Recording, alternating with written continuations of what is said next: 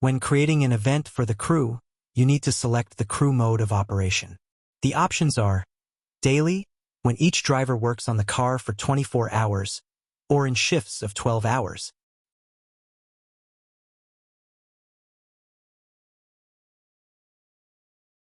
Select each of the crew members.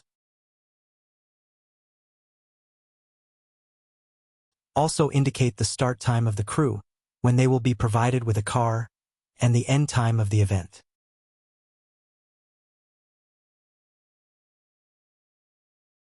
Next, you need to specify the time of the shift handover, when the drivers have to pass the car to each other.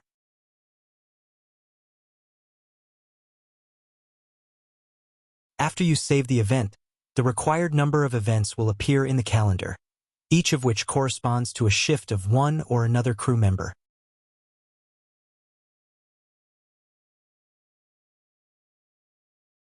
In the edit mode, each of the events can be deleted independently.